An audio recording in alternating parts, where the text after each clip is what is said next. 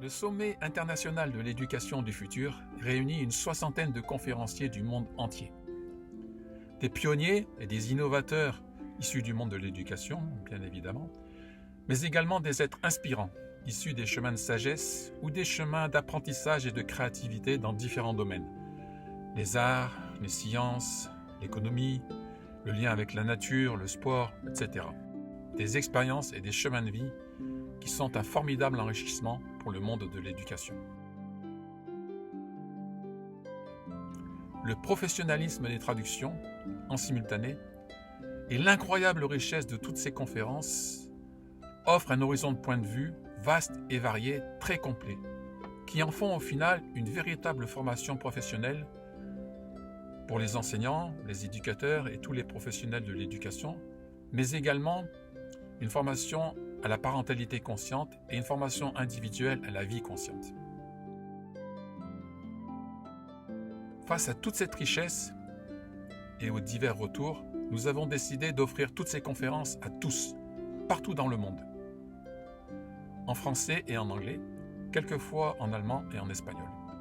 Découvrez la vision d'acteurs audacieux et influents du changement, vers un monde éthique, solidaire, généreux et profondément respectueux de tous, des cultures, des peuples, des règnes et de la planète. Un incroyable panel de conférences, couvrant toutes les dimensions de l'éducation, pour un futur ayant du sens, une humanité épanouie et une terre qui respire. Une chose est sûre, votre vie, et à travers vous, celle des enfants, ne sera plus la même après avoir écouté toutes ces conférences. Pour avancer, nous avons besoin de vous, nous avons besoin de votre générosité solidaire. L'organisation du sommet et l'édition des conférences ont nécessité des milliers d'heures de travail et nécessitent encore beaucoup de temps et d'investissement. Nous faisons appel aux dons libres et spontanés pour compléter le financement du sommet et, si possible, continuer à l'enrichir de nouvelles conférences.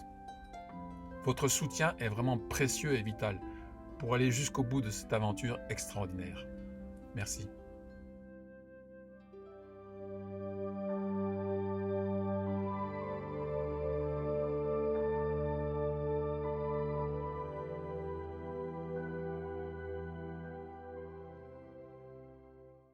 So yes, Vedananda, I read a little bit, but shortly on Sri Aurobindo Yoga, Integrative Yoga, and maybe I don't know how you want to structure your speech, where you want to start. I let you choose.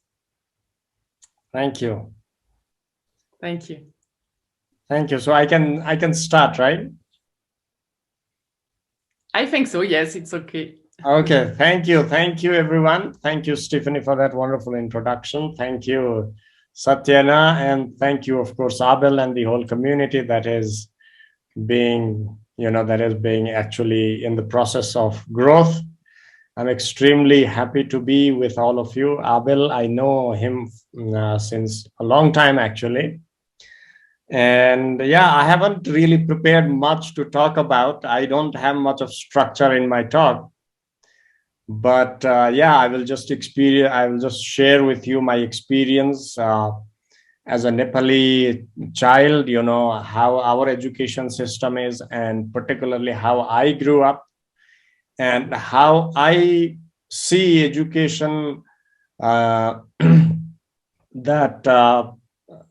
really can actually foster growth in humanity, foster growth in child, and really become really bring peace and happiness in children. So today I haven't slept last night because we, as a community, I live in Sri Aurobindo Yoga Mandir, a community of 200 people, and we have various different activities always going on. So yesterday we had a small fest that was organized by the community around, and ashram was also representing. Ashram was also giving its own, we had a small stall, and we were cooking food, we were distributing food together with the children. And yes, it was a great festival. So the whole night was like, we call it party in Europe, but yeah, that's how it was. We were serving the people there, to the devotees who come to the temple nearby. So just about 5 kilometers, no, just about 5 minutes walk from here, there is a small temple called Mata Tirtha. And I think the number of devotees there were probably more than a 100,000, I guess, today, more than 100,000. So we had a small stall where we distributed some food for the devotees, prepared organically, prepared really nicely, healthy, hygienic food. So a whole night of working. And this afternoon, I came back to my room and I took a small nap so that I could actually, so that my brain would function actually during the talk. So hopefully it's going to function. So before I get into what I think about education and how the philosophy of Mother and Sri Aurobindo, I will also introduce a little bit about Mother and Sri Aurobindo in between before I get into their philosophy and how it has shaped my life as someone who is keen and who has been working in the field of education with children, along with my own spiritual journey. So I was born about 400 kilometers away from Kathmandu town, in a remote village called Dhurkot. My parents, they did not have the opportunity to go to the school, but I was lucky enough to find a place. It's lucky enough to find a place called the ashram, Sri Aurobindo Yoga Mandir, which was just established by Swami Ramchandra Das. So he has already given a talk about his organization or his journey. I think it was on the second or third day of the conference. Yeah, so I came to the ashram. I left my family, my parents, at the age of 4, because the founder of the organization, he was traveling the place where I was born, and he found that he told my parents that, see, you cannot give him what I can probably give him in terms of education, in terms of environment, and so on. So my parents were, of course, they were crying in the beginning, and then later on, the founder is also a relative of ours, so they were okay. So they sent me to the organization here. I was the second child of the organization, 30-year-old organization, which now takes care of more than 200 students and adults. Initially, the organization was just in its beginning phase. We did not have systematic education. Yes, please. Yes. Yes, maybe. Veda, do you remember how it makes you feel when you had to left your family like this at 4 years old? It's so young. Or you don't have any memories of that? I do have some memory. I was a little attached to probably my mother a bit more. They say that I didn't cry much. Mm-hmm. They were crying more than me because I'm the youngest child. And yeah, so my mother and my father, they were crying a lot. And but yes, I think it was definitely a very hard situation. Like, you had to leave your family, you had to come to an organization where there was already another girl child, and I was the second, and there were others, many coming. There was quite a flow. And it was different. Living in a family and living in the ashram is really different. You see, ashram has its own rules and regulation. And during those days, it was quite different. And maybe yes. Maybe you felt like honored to be the chosen one to go there, or at that age, I mean, I didn't know, but I was quite attached to the person, to the founder. I mean, he brought me, and I felt somehow inside that I should listen to him more than my parents, you see. Okay. And the next many years, I actually lived by his words. Whatever he said, I felt as if it was, it was truth, and it would give me something else. Because as a child also, like, I was quite curious about things. I was quite interested in academics. I was interested in learning more and more. So I knew my parents could not offer that, because they were like, they never went to the school. Yeah. My father actually went for some years, but my mother never went to the school. So I'm the first one from my family to finish schooling. Like, I'm the first generation school goer, you see. When I came to the ashram had various different activities. It was just in its beginning phase, so there was a lot of struggle. Ashram, let me explain a little bit about what ashram means actually in India and Nepal. Ashram is a community, a small community, it could be a big one, which is built around a spiritual philosophy and led by gurus. Guru means someone who has undergone some spiritual transformation in his own life. Someone who has seen what it means to be a human being, someone who has experienced up to an extent about the difficulties of human beings and the way through those difficulties to find peace, love, harmony in the world, you see. Because ultimately the problem of the whole world, if I can say in one sentence, it is the problem of harmony. The whole issue of our suffering comes because we cannot harmonize our experiences, harmonize the opposites, you see. So Guru is someone who can harmonize that, who can teach us to harmonize all that.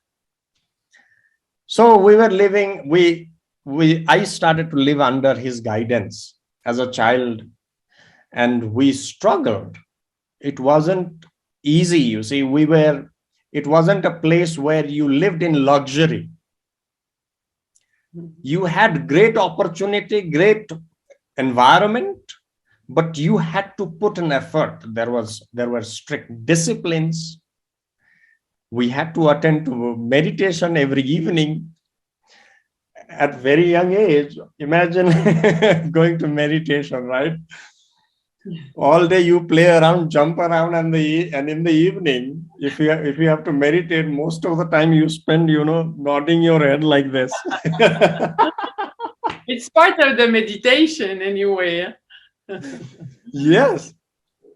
And it was challenging, but that is what shaped me to go through, to hit against obstacles, you see. Yeah. And to really see the meaning behind the beauty of meditation. That's what taught me, I guess. If I was left just, do whatever you feel like, probably I would never have never would appreciate meditation or these activities, these practices, which gives me energy constantly to do something good for others as well, even now. So yeah, and we had to carry some water. We had a small house. The house had just a few rooms, and we had meditation room, we had library, we had sleeping room for the boys, for the girls. So we were living in a small house till we were 40 together. But it had a very strong sense of community. You see, we were constantly told, see, we have economic difficulties. See, we have human problems. We don't have enough. But you are living here for something else. You see, sometimes the founder had to struggle so much that, we did not have anything, any resources to construct any buildings, or nor forget about heating rooms, forget about good clothes, all that. But he was always telling us, there is something that you can achieve. There is something that you can really aspire to become. Even though you are materially, we don't have much materially. These things will come in life, but always have the aspiration to seek the truth. And that is what brought us together, you see. Mhm. And that is probably what made us always feel secure about life. Because externally, we didn't have anything more than others. When I grew up a little, we started to, go to a school nearby, because we did not have school. The government did not permit us to actually run a school beyond a certain grade. And we used to see other children of our own age, parents taking them on their motorbike, giving them money to spend a little bit on their, tiffin or something like that. We did not have that. But we were constantly guided to see through all those challenges. And that is probably what shaped me a lot. And then community actually grew a lot. And finally, I also had a lot of friends, and various different activities came into play. We started to learn dance, we started to learn music, we started to learn farming, we started to take responsibility from very, very young age, because we were the first generation of the organization. So those who came after us, we had to teach them, because they were also from very remote part of Nepal. They had no idea about ABCD. I learned ABCD here. And some, they used to come at the age of 11, 12. They did not hear about the ashram early, so they were like a bit late. And we started taking care of each other. We lived in the same room. We helped one another. And the founder, Guruji, we call him, he used to always give us small responsibilities from very young age. Take care of these people, take care of that, take care of this. In the kitchen, for example, arranging the sleepers, if when all of us go inside for dinner, for lunch, if 10, 20 of us are going in the same room, and if we leave our sleepers just here and there, it's not going to look nice.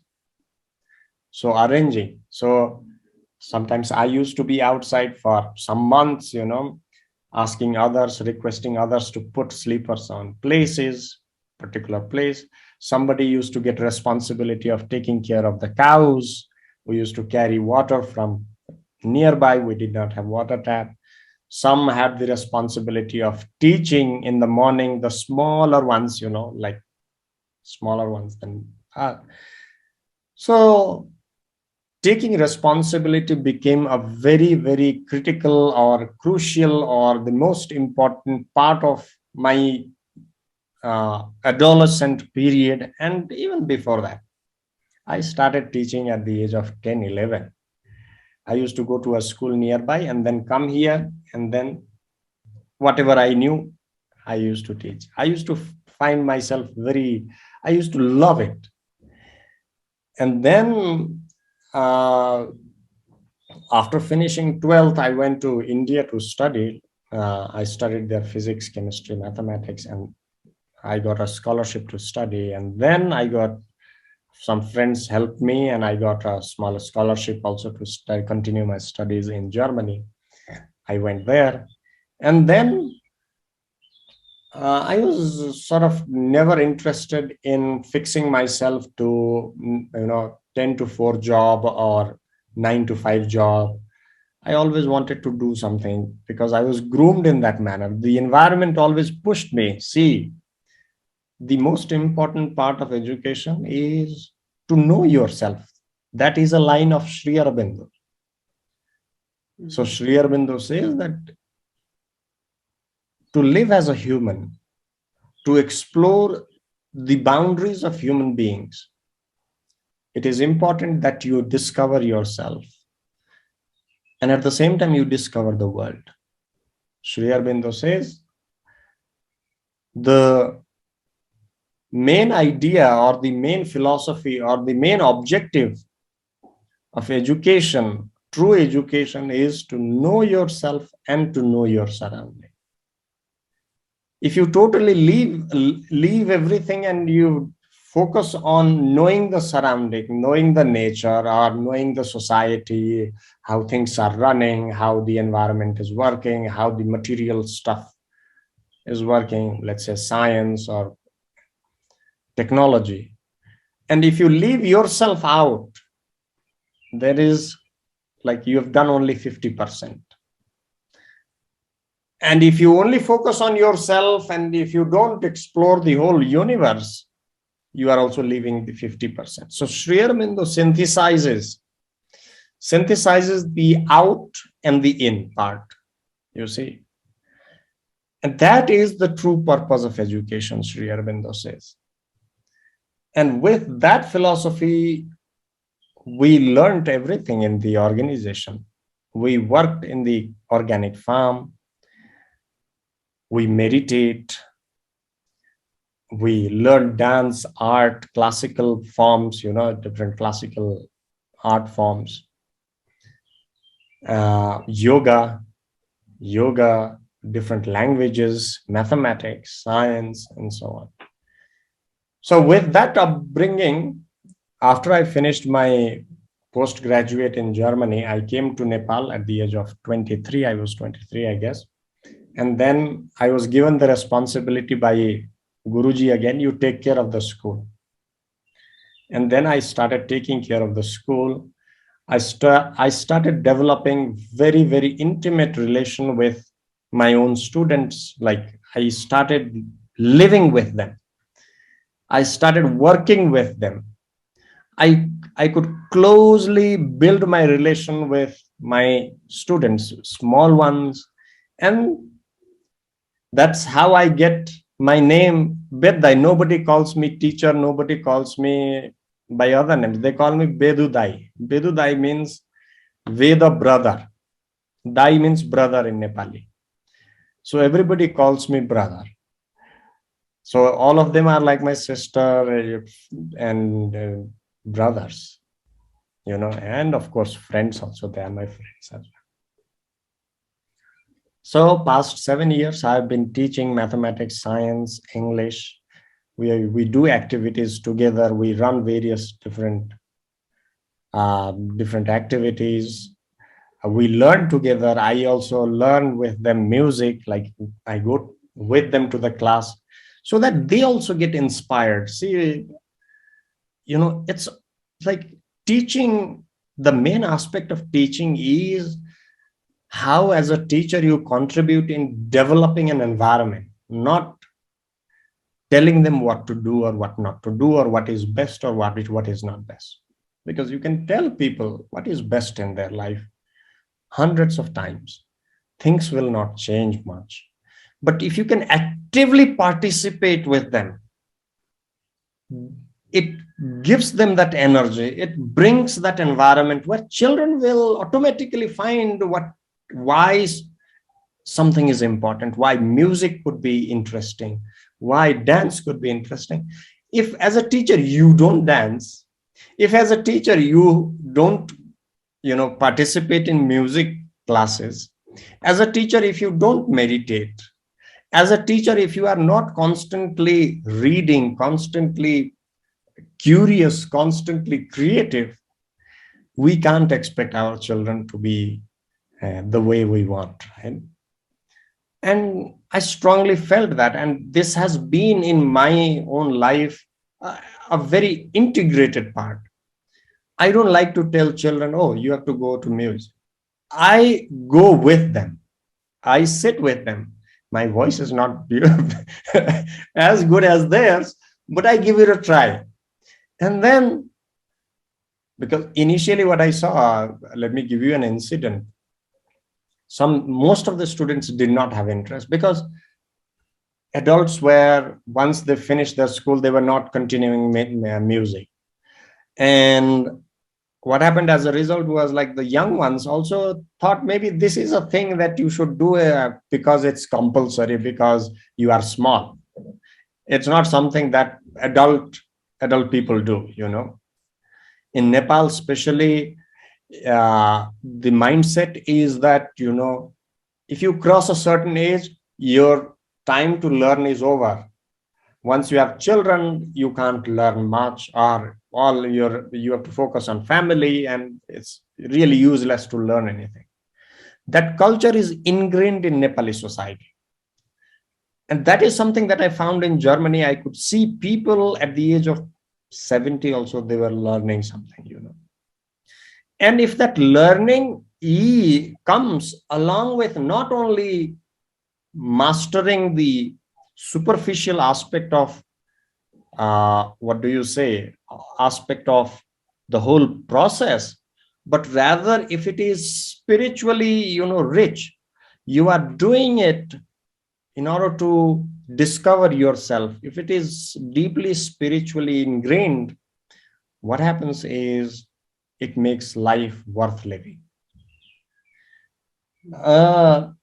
With that, I would like to mention a little bit. I would like to quote from the scriptures of Hindus, from Upanishads. Upanishads are the Vedic texts. There they say you have to work. There they say that you have to work as if you are going to live for 100 years, 100, 200 years. You see, that is the aspect of love. How can someone have that aspiration to live for 200 years? Let's think about it for a while.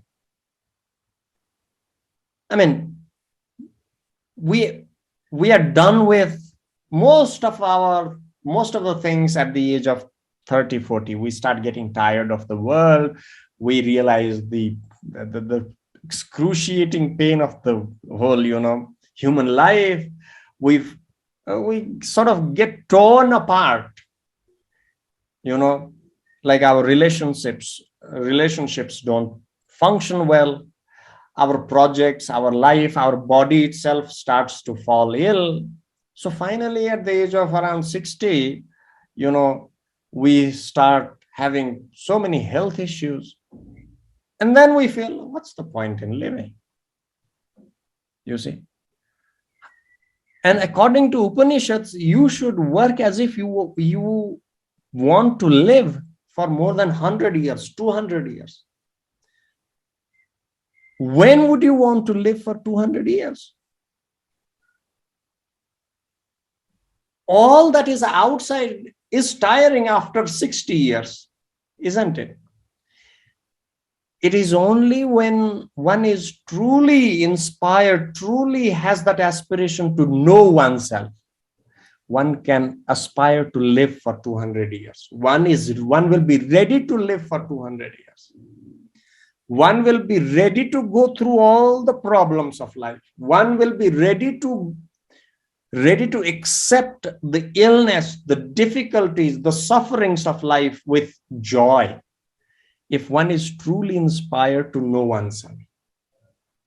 Because rest of the things, we get tired after 5 minutes. We get tired after a year. We get tired after 5 years. These things are not going to give us joy that is perpetual, joy that is permanent. And human beings, we are seeking for that permanent happiness, permanent solution to the suffering, that permanence, that deep experience of life filled with joy, life where, there is no difference between the others and myself. There is nothing to achieve in life. There's nothing to lose in life. You simply live life as if right now everything is happening and you are truly witnessing it. So that idea of living for 200 years comes only if you go inwards. Only if you want to transform yourself. Right? That is what gives us hope, an endless hope in life. So that is the idea of education, you see. That is the idea of education that I strongly believe in. We should focus on education, that not teach, that it is like cliche to say the same thing, repeat the same thing. We don't want our children to learn we don't want to focus the learning of the children on something that provides them food, shelter, and so on. This is guaranteed. This is guaranteed. We just have to have faith, you see, because animals are not striving, not really collecting food for tomorrow, right? They can live happily. But if our thought process is such that if our education actually tells us that you have to accumulate, you have to gain, you have to have me, myself, what's the difference between us, ourselves, and the other creatures? There is mind, there is intellect that, our the Lord has given us, or the God has given us, or the truth. We have that inherent capacity to be one with the truth. We have that inherent possibility to actually search for truth. And that should be the focus. The rest will follow. That assurance, that security comes with very, very deep understanding. Of course, one should know the world, how things work. One should know, one should also not neglect the world, because as Sri Aurobindo says, that this synthesis, this assimilation, integration of the world and of your spirit is the final, or I don't want to say final, that is the solution. That is called the supramental manifestation, as Sri Aurobindo says. The manifestation that is beyond the mind. We are living in a mental world created by ourselves, you see. World that is limited that has mental boundary. And Sri Aurobindo, he says, Sri Aurobindo, our philosophical guide, the master, Sri Aurobindo, let me just put a few lines about Sri Aurobindo. He was a great yogi, a spiritual master, enlightened being who lived in India about 150 years back. And he talks about the supramental manifestation. He tells us, oh man, oh woman, all that we are living at the present is within a certain boundary. You have immense possibility within you. What you can do is you can transform yourself and you can manifest a life which is harmonious, which is filled with light, which is truly divine. And for that, you have to practice. You have to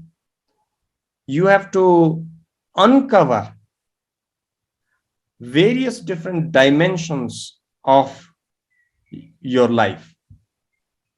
So Sri Aurobindo, actually, according to Sri Aurobindo, there are 5 aspects that education should tackle on. The first one is the physical. If you truly want to evolve, evolution is a natural process, as Darwin says, right? The nature is pushing us towards something. But Sri Aurobindo says, yes, evolution is happening, but as a human being, you can push this evolution. You can contribute in that evolution, not just become a passive observer to take the nature to to just watch the nature as it moves on, as it pushes you. You can put your role into it. That is the beauty of being a human, you see. You can consciously push, you can consciously channelize path and help the nature in such a way that you are absolved through the shackles, or you are freed by the shackles of the nature itself. Right now we are within the shackles of the senses, right? We do as we please, as our senses please. And Sri Aurobindo says that human beings have that capacity to actually conquer, gain mastery over those five senses, even over mind. And that is what distinguishes human beings from the other creatures.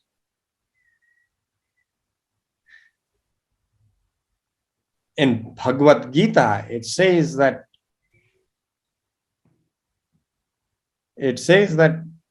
Karmanya vadhikaraste ma phalesu kadachana ma, this is a Sanskrit verse, ma karma phala hetur bhur mate sangvasta karmani. As human beings or any creature, all that you can do is you can act, but the fruit of the action is not your, what do you say, right. You do not have right over your action. And with that, this philosophy, with this understanding, what can happen is you can start to control your senses. You can say, like, we are constantly pushed and driven and thrown around, right, by constant desires. Actually, to be active and passive in the same way, at the same moment. Active, right, but passive also. Yes. On different levels, yeah. It is like you are actively becoming passive, you see. Yeah. So you are sort of harmonizing it. You are bringing all of it together. Beautiful, like Stephen is saying. Beautiful. Because you can't accept only one. Two things come together and it forms something else, right? It forms an experience which is neither that nor this. Yeah. So this is what I practice in my life as a learner. I live in the ashram. Ashram life is not a life where you will get what you want.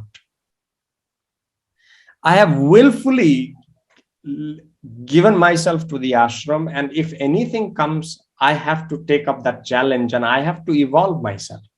You see, here, like my life, I have spent let's say what the world says as cream time of your life, right? You're 24 to 30 or 35. I have spent my life neither earning or nor living for myself.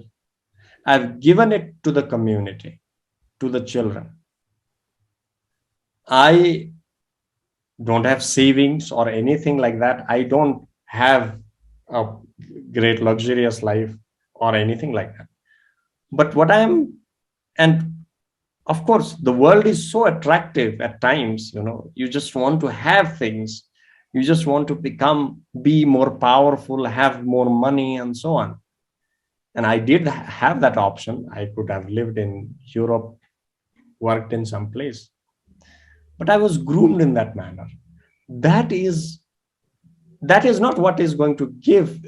I was constantly told, and I was in that environment where I was ingrained with that thought. First task is to understand yourself. To become your own master is the true purpose of life. You see, teachers are not your masters.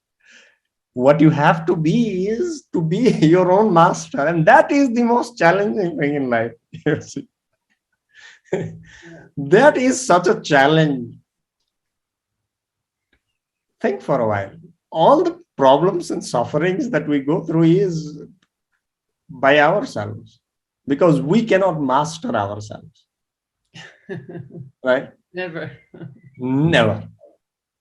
It's like we have given ourselves to the mind. And wherever mind takes, we just jump around, hop around, we suffer, we fall apart, everything.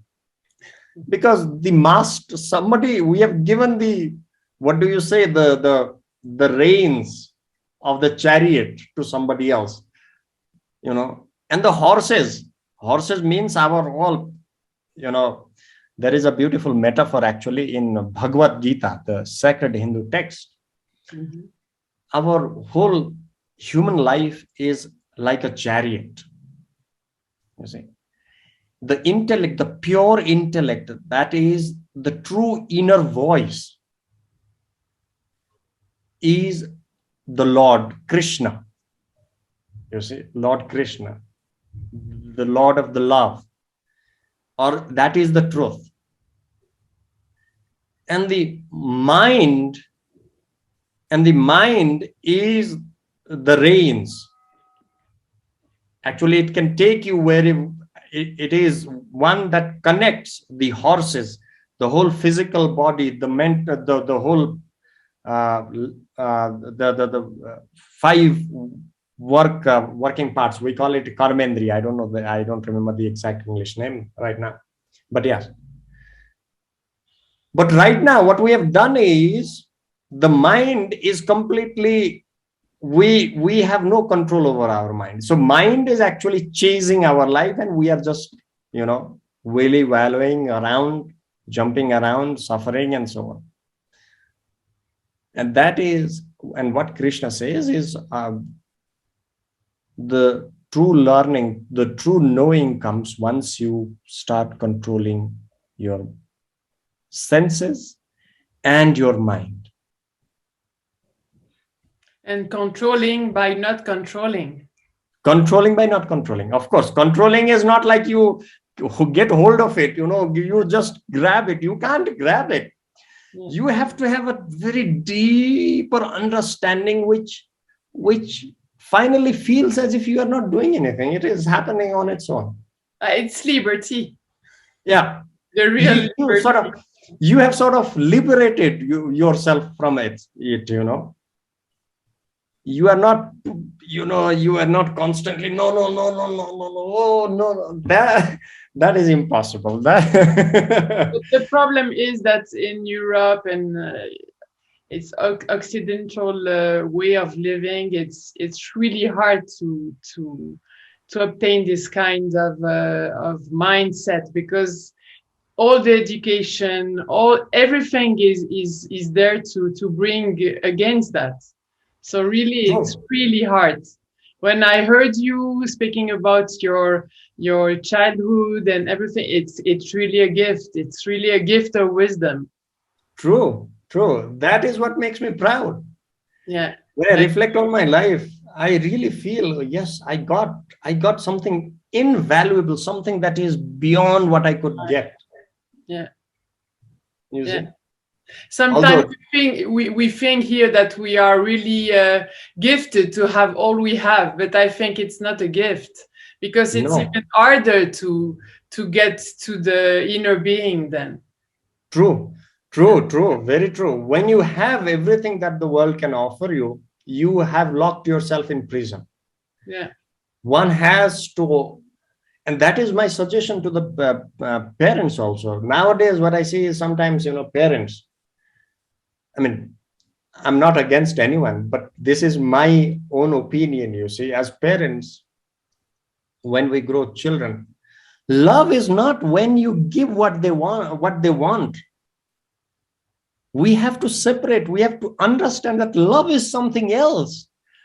Love is not such a small thing, you see, where if child cries, oh, I want this, I want that, and you give immediately, oh, yeah, please, please, please. That is absolutely not love. It's quick felicity because they are happy, so you think, okay, I'm a good parent, but you're totally right. It's really if we don't have to make child all the time, like, feel as if, they will, like, what do you say? What was I trying to say? Like, you don't have to make them feel as if, what do you say? Like that, oh yeah, I have to make them happy. I have to give them everything that they want. No. Because ultimately what happens is later on when they grow, the whole idea of love becomes so superficial and superfluous. Right. That, if I love someone, I have to always provide them gift. I have to always give them this. Everything gets connected with that material thing, give things, this, and we start attaching that love to things. It's true. Yeah. But love comes when we detach ourselves from all that.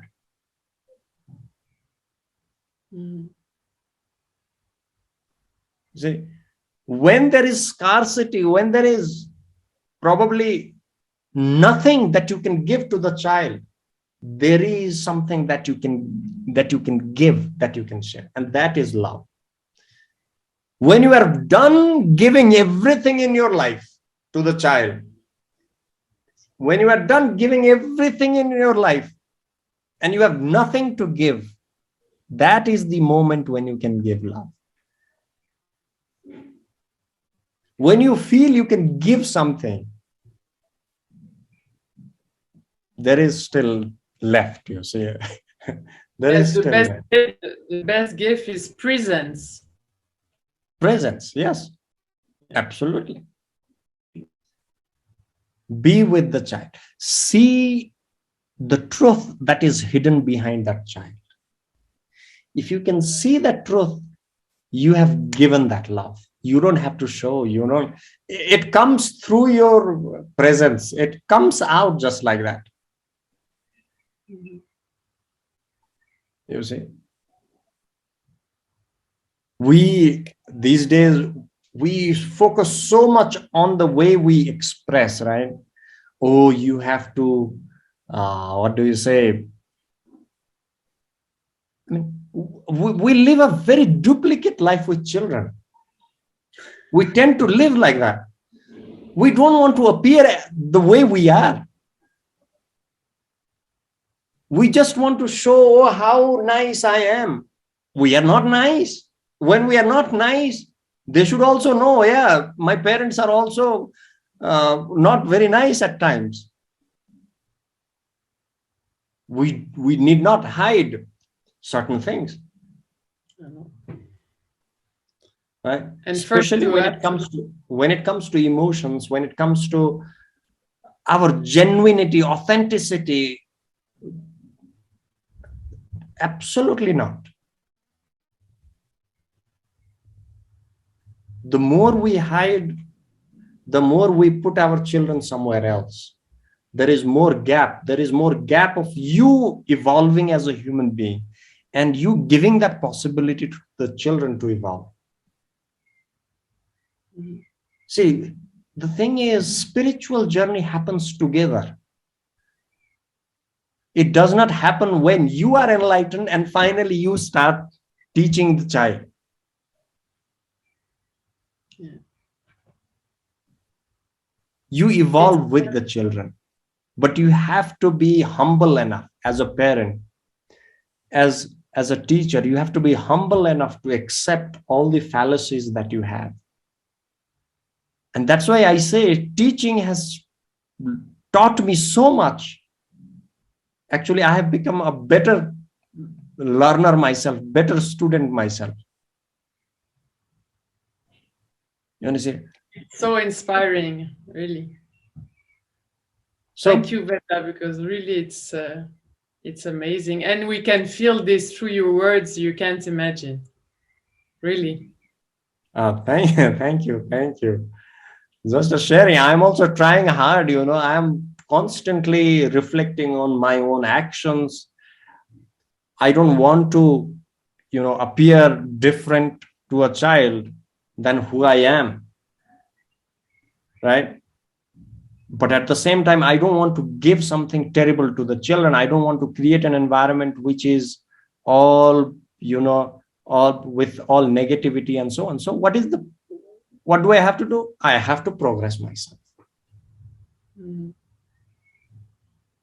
I have not given myself that opportunity where I can just relax and just say, no, you do good things. I will do whatever I feel like. By the participative life you have in your community, you give really a place to the children. So after they can take place in themselves and in the environment and in their relationship and everything. It's not bottom to up to bottom. It's really a cycle of Right. helping, of it's and really we should learn from this and really change our way of teaching and education, everything, because it's really inspiring. Yeah. It's sort of a network, you see. We are small nodes here and there, and we are constantly interacting with, there is no gap between adults and children in your community. No, absolutely really, not. Yeah, this is amazing. Yeah. Absolutely not. Like, there is common respect, there is common love that holds everything together. So you don't need that boundary of, oh, I am teacher, I am parent or something like that, Because if you are truly giving love, people know it. Yeah. You don't have to ask for respect. Everybody you don't have to ask for authority. Yeah. Everybody is legitimate in their role. Right. You naturally fall into the place, you see. Naturally, you fall into where your responsibilities are, what you ought to do. It's like a spontaneous play. It's like,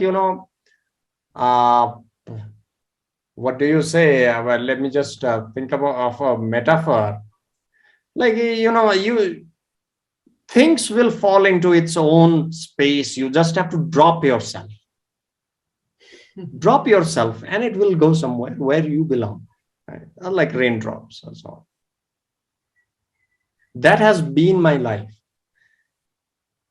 Veda? And yes, Abel. Can I introduce you? Can I introduce you, Sabrina? She is a mother of England, and she was talking just before you, and she is totally agree with you. She's an incredible. It's an incredible family. And Sabrina.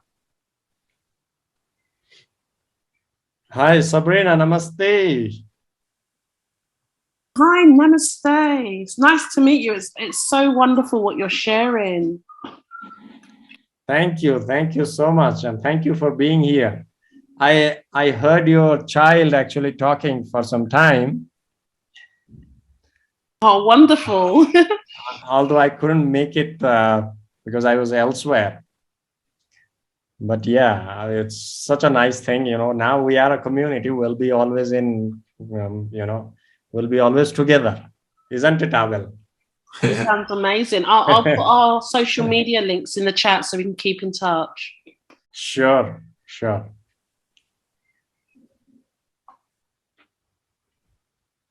So, is there some questions for Veda?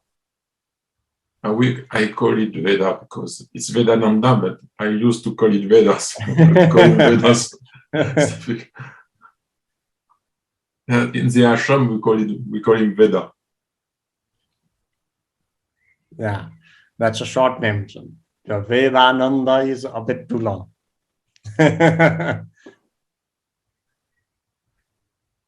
Yes, I wanted to ask a question about you. Maybe I can ask you a question. Veda, you told us before about meditation since the age of 4. What kind of meditation? Was it directional meditation with mantras, or is it only silent meditation? How was it?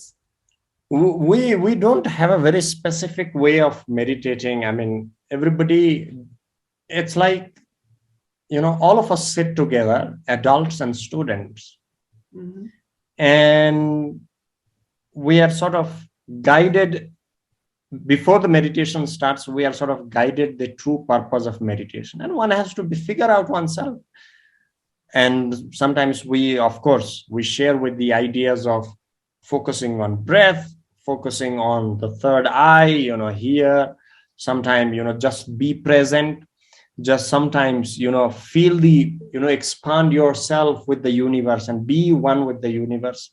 Sometimes feel that love of the Divine Mother taking care of you, holding you, nourishing you.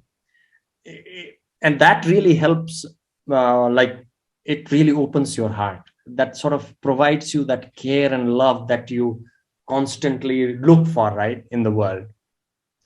So there are different ways that one can actually meditate, of course, but in our general meditation practice, we don't have a very particular methodology that we follow.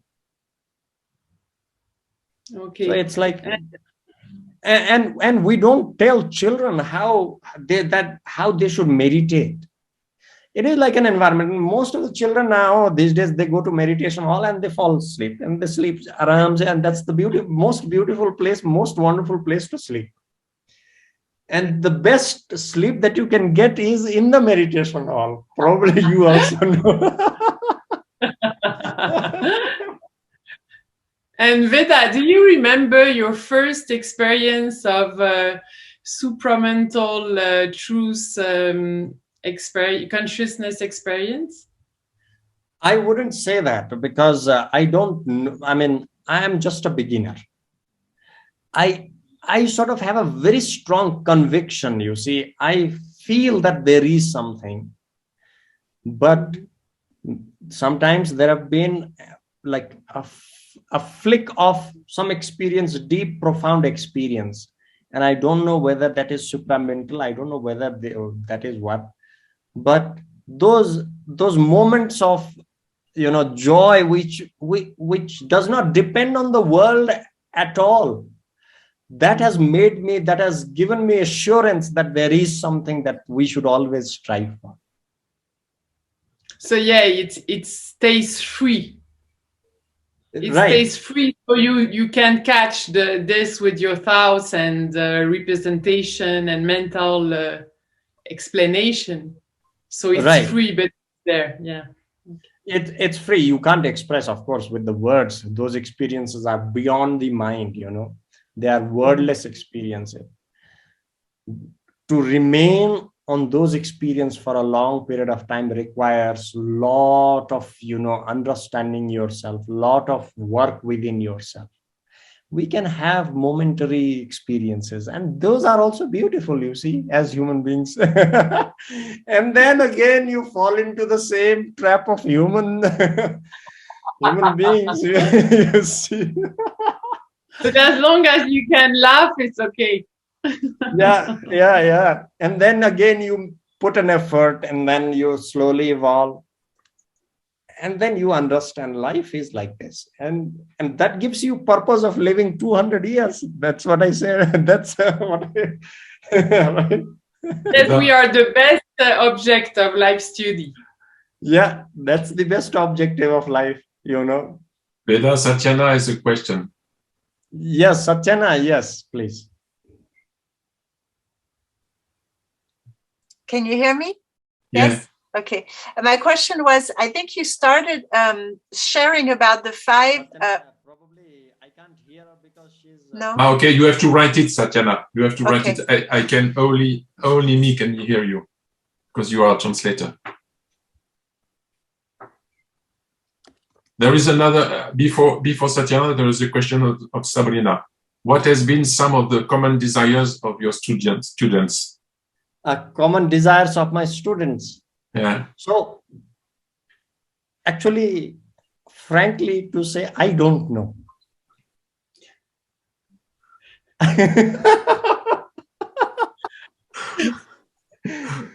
You see, because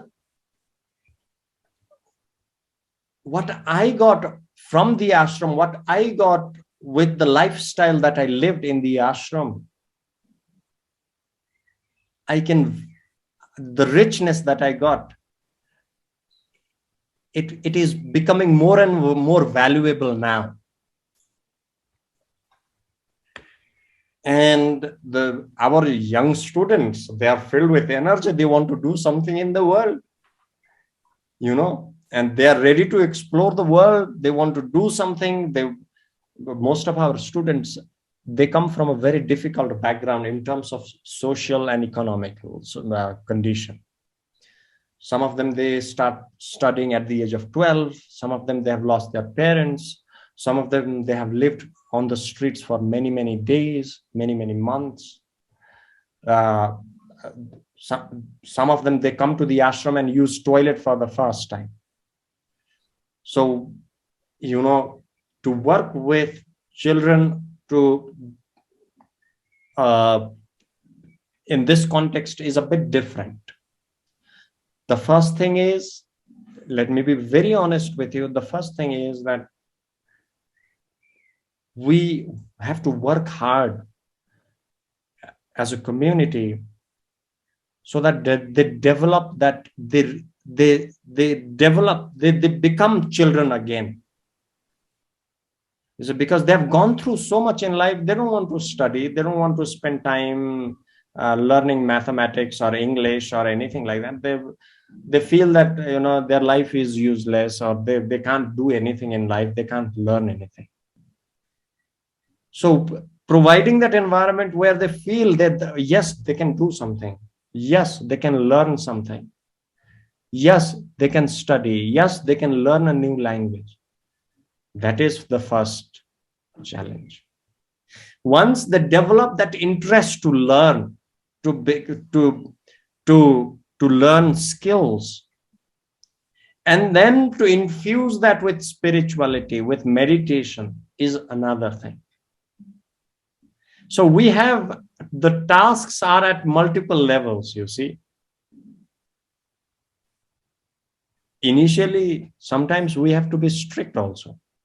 It's not always fun at times. We have to be strict, because some children, they have lived in the streets for many, many months, many, many years. And to come to the ashram and live in a very different place where you have to follow a certain rule, you have to follow a certain path, you have to go to school at certain time, you have to go for dinner at certain time, you have to wash your hands properly, you have to keep yourself neat and clean. That is a challenge. And sometimes they go to the toilet, they don't wash. You tell them 3 times, 4 times. You teach them how to wash. You go with them. You tell them that it is the toilet where you have to poo, not outside, not in the school courtyard, not in the school rooms. Sometimes we become very strict at times if it keeps continuing.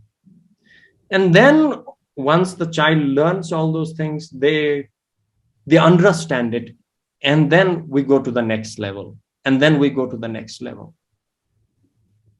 Veda, maybe you can tell this story. Ramchandra told us the story of the young boy.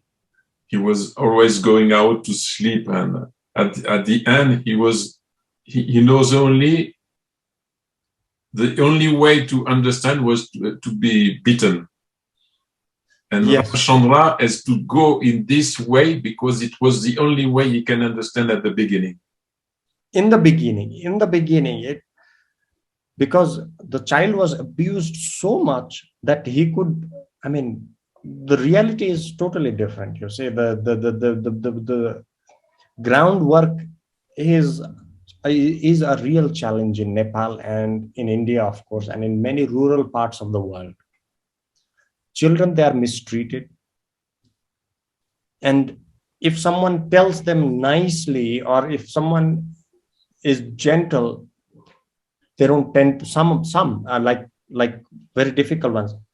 It doesn't make sense to them. You see, my uncle, the founder, the relative of mine who started Swami Ramchandra Das ji, initially he had to adopt sometimes. He had to give a tight slap also. You see? And of course, he knew that what he has done is not the best way. He knew it. He was very conscious about it. But he had to do something about it. He could just deny it. He could just be probably, he could stop himself from acting that way in terms of philosophy, in terms of his own philosophy, or he could actually bring in a real change in the life of the child. Dichotomy, dilemma, you see. What to do? We as humans, we don't have knowledge of the whole thing, right? So we have to work with what we have. And he had to do this. Sometimes, nowadays I don't do, but I also had to, sometimes I use harsh words in the sense I raise my sound a bit, or I just stare at them a bit too much for a long time if they are doing a mistake. But I mean, I wouldn't say what is right, what is wrong. All that, when I am with a child, I'm interested in their progress. I'm interested that, they learn things, or that I feel as if I'm contributing to their better life. Because it's a challenge. It's a difficult thing to actually explain. I don't know, because it's difficult to understand children. I have spent many years with the children. I live with them, but I don't totally understand them. With whatever I understand, or whatever we understand, I think we have to act, but the action has to come with the true desire to help them, true desire of helping them, and true desire of knowing yourself. If you are in that path where you are spiritually like when you are trying to find what truth is within yourself, right? And then you want to help somebody, I don't think you'll make a terrible mistake. You might make a mistake, but I think children will forgive you in that manner as well.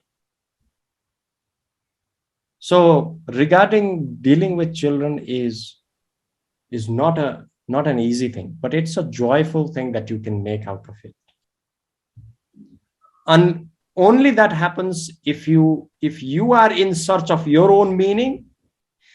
And through that journey, if you are genuinely, authentically, truly trying to help somebody, trying to make someone part of your life, someone, your own family, not just externally by providing some food or some material stuff or teaching them some classes, but if you are truly interested in seeing yourself in that child,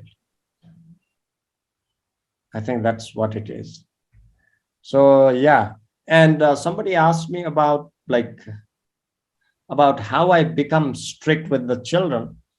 It is, sometimes I raise my voice a little bit. Sometimes I ask them to meditate. Like today, they were making noise. They were making a lot of noise in the meditation hall where they were supposed to meditate, or where they were supposed to sit silently, chant or probably sleep.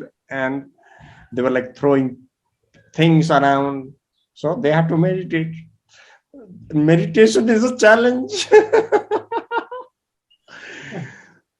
So you can find, of course, all those things. Sometimes they have to write a little bit more, I'm trying to figure out how things work the best. You see, I'm to be honest with all of you, that's how it is. I'm just trying to figure out. But I'm genuinely interested, and that process of finding what is best for the child actually comes. That is because I think that I am trying to figure out myself also at the same time. I'm trying to understand who I am. What is the purpose of my life? And if I can find that relation with the child, with what I'm doing, with the actions that I'm,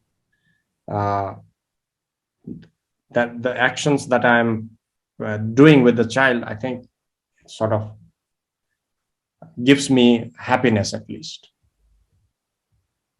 Even if it is not the best thing probably I could do.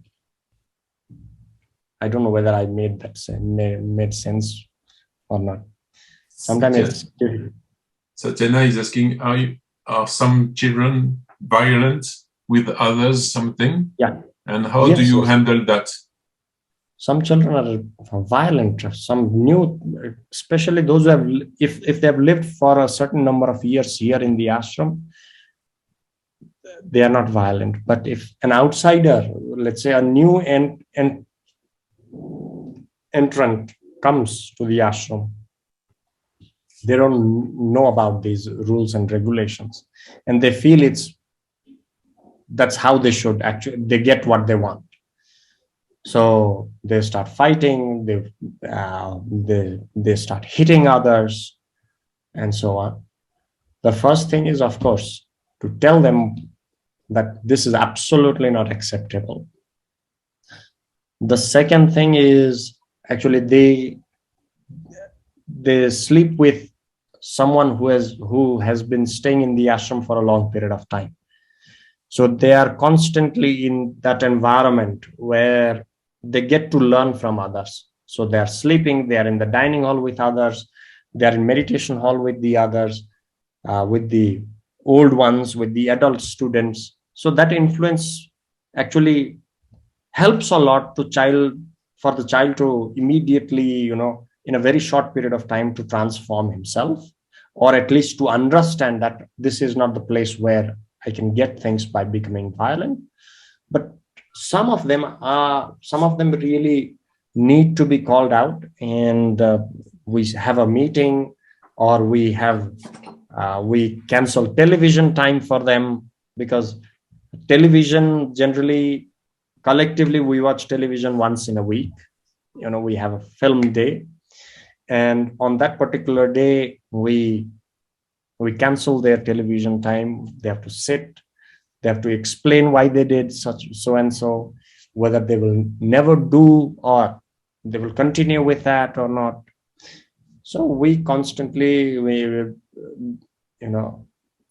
tell them that this is not the thing. This is not the thing. Or they have to write extra pages, or they will not be allowed in the playground, and so on. And if that also doesn't work, raising voice might work sometimes. So I raise my voice. Our teachers, they raise their voice,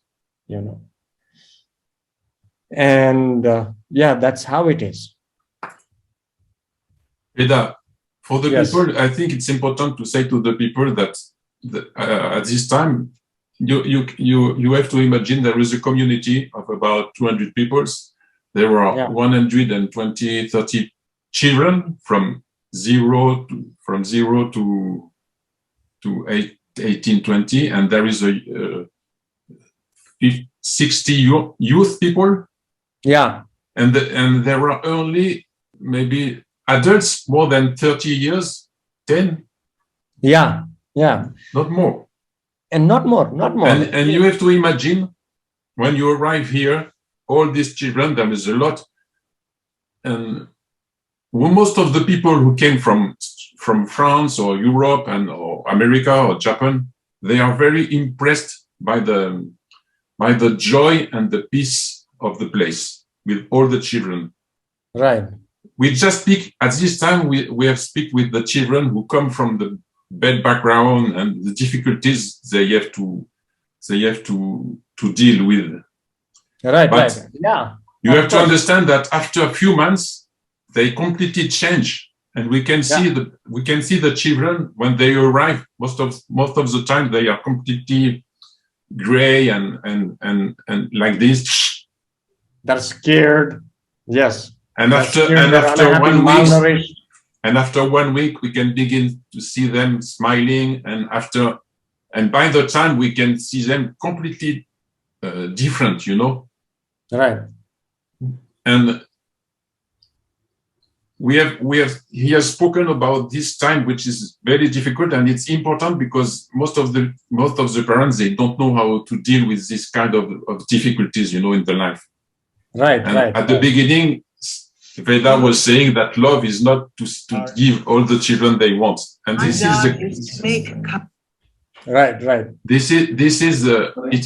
It illustrates this, you know. Love is very strong, and sometimes Ramchandra, when he says he has to slap the child, he said that he was speaking his language because it was impossible to get in contact with him without this language at the beginning. But just the time for the children to understand that there is another language and they can speak another language.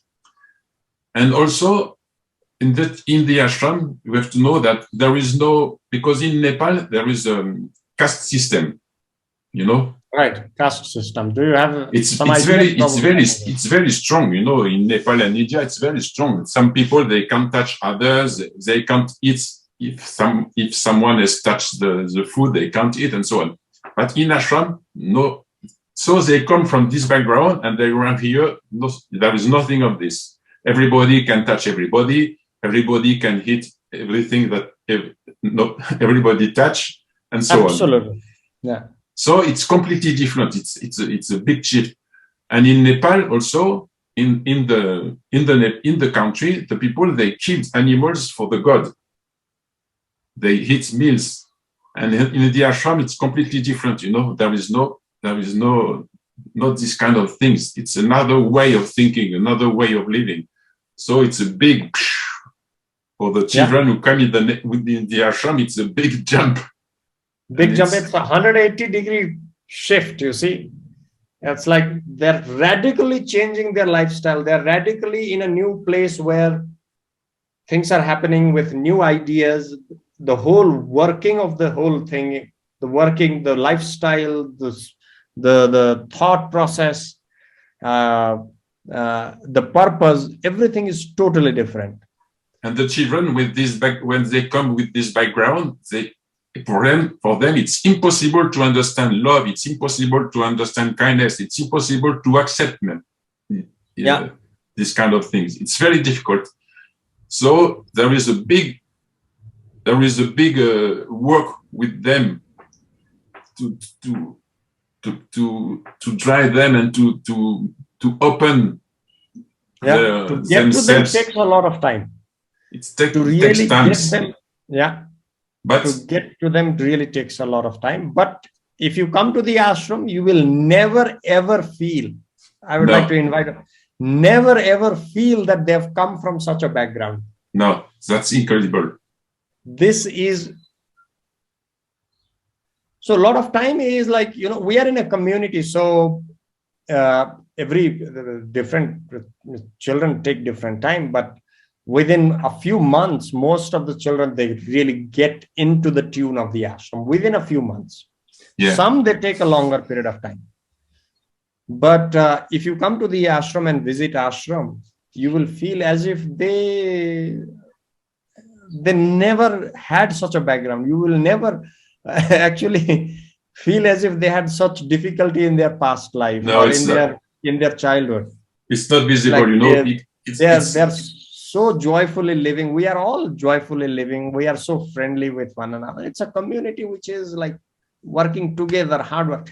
Children also, they contribute to the organization, to the community. So they have small responsibilities. They make incense, they make drawing, they clean the floor, they wash their own dishes. So it's like, you know, if you want to make someone feel as if they belong to some place, they have to feel that they are responsible, right? They should feel as if they are contributing, and they in fact contribute. And once they start contributing to the organization, they are learning from others, but at the same time, they are contributing by making chapatis. Chapatis are flat breads, or helping in the garden a little bit. The transformation happens so easily, you see. You don't have to bring them into the classroom, tell them again and again, this is not, that is not. Make them busy. Give them something to do. Give them something to play with. Give them a responsibility. Give them something to work on. Make them feel that they are contributing. Make them feel that they are responsible. And that happens only if we trust children, right? And the trust comes naturally in the organization, because children are always working. All of us are working. So everybody is trusting everybody. Yes, you do this, I will do that. The other person does that. In the evening, we eat flatbreads made by them, you see. And then just to know, it's a joyful place I have seen in the world. You know, when you come, it's incredible, because you can see the children here going here and there, and everybody is going there and there and there, and you don't see everybody giving orders or saying do this, nothing.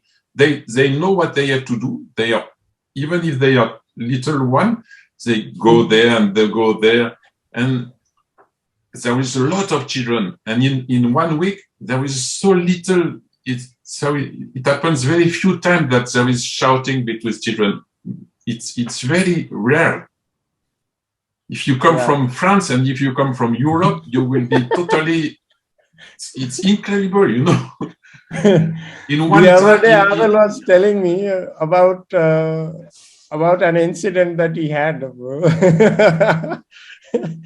In a family of two itself, you know, there is always push and pull with children, with adults, with family, and so on and so forth. But here it's we are doing good.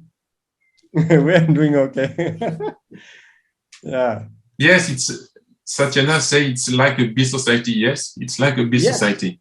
Yes, and there are bees in the ashram. Yeah. Everybody is doing little here and there. So when 200 of us work together, we can definitely make a wonderful community, no matter where it is. If we can come together and contribute little, you know, I think there can be an ashram in France also. It would be the same thing would be impossible in France because of the rules. And if you want to have a look at the various different activities, I sometimes post some updates on my YouTube channel as well. So this is like my YouTube channel, but this is official YouTube channel of the school. It is under my name at the. You can put in the chat, Veda. I will just put it there. Sometimes we go for trek together, you know, in the mountains. We have so much of fun with the children, with the teachers and everyone. Today also, like I said, we were working till late night. We were selling tea. We were serving food. We were all children, all the students and us teachers. We were working together, and that resurrected well and the beautiful. Up. Okay. And if you go to Nepal, because you can go there, you can go and stay in the ashram. If you go to Nepal, there is a time in October, most of the time for TR, and it's a special time of festivities, and all the children of the ashram, they go to the house in Kathmandu, to different house, and for benediction they sing and dance to give benediction for the people and for the house. And they do it from 10 in the morning to 11 in the night, every day for 5 days. And if you can dance. Yeah, if you can go at this time, you will see there is so much energy and so much joy. It's incredible. Yeah. And the best thing is, like, sometimes I get tired of the work, but when I see children work, it gives me back that energy so much. Again, I start jumping here and there. It's like, back and forth. They keep you young. They keep us young, really, so true. Do I look old? I don't think so. I will come very soon. Please do. You are most welcome, Stephanie. Yeah. It's really inspiring. Thank you very much, Veda. Really, it's so authentic. What Thank you you. are, yes, transmitting. Yes, it was nice also to speak about these difficulties. It's important to see how we can manage this type of things, because it happens in the life. Thank you, Sabrina. Thank you. Thank you, Veda. We have to. Thank you so much. It was wonderful being with you all, and to be part of the community. It's such a fantastic thing. And thank you, Abel, for doing all the hard work and putting things together.